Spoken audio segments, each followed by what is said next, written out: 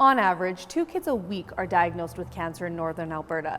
They fight the battle with the support of their family and the Kids with Cancer Society. And today I had the privilege of getting to know 2 cancer thrivers and their dads. Meet Ava and Luka. So it all started like mid-July. Everything was kind of like hurting in my body. I had headaches, increasing neck pain. And then around a month later, after a bunch of blood tests and everything, she told us that we had to go immediately to the stollery. And within 3 days of entering the stollery, we had a diagnosis. Trevor, I can imagine that this is every parent's nightmare. When you heard those words, what was going through your head?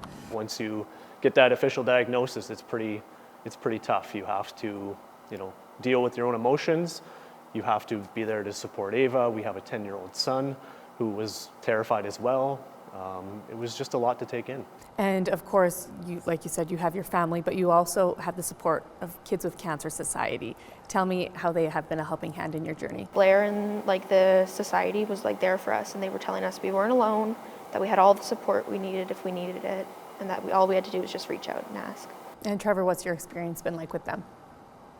Phenomenal, incredible, amazing.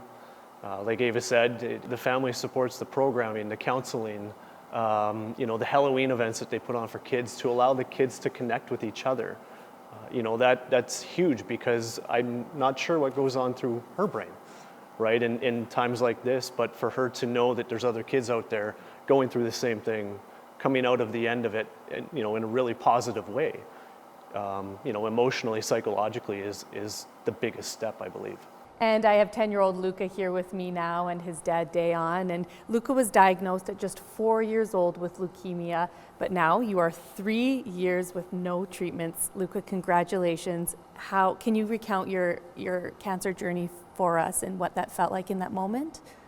So when I first got diagnosed, I didn't really know what was happening. I thought I just got something, like a cold or something. So I'm like, oh, it's gonna be fine. And then later in the year, I got so sick I couldn't even walk. And then they took me in. What my dad said is they looked at me right away and already knew what was happening, so they brought me to the emergency room. And they told me, my dad and my mom, that I had cancer, but I still didn't know, so. Yeah, you were pretty little. Dayon, when you heard those words, what did you feel like?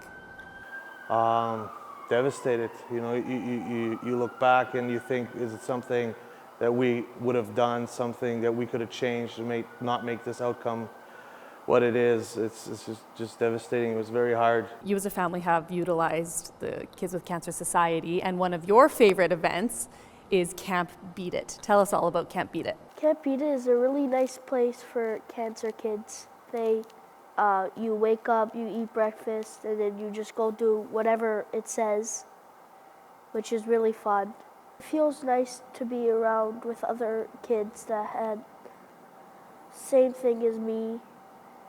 It makes me feel better, because it at least makes me know that I'm not the only one who is diagnosed with this not so good thing. Off camera, we were talking about the importance of Luka still going to Kids with Cancer Society events. Can you reiterate that? Absolutely. Absolutely. We find it very important for him to still attend, because as we mentioned, he has 3 years off treatment.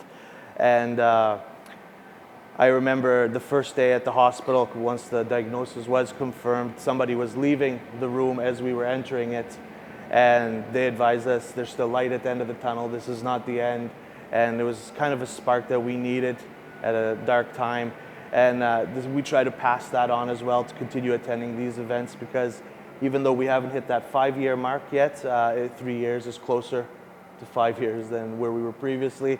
And I want other parents to have the same feeling I did and my wife did the day we arrived, and somebody had that talk with us. So it's important for him to keep attending.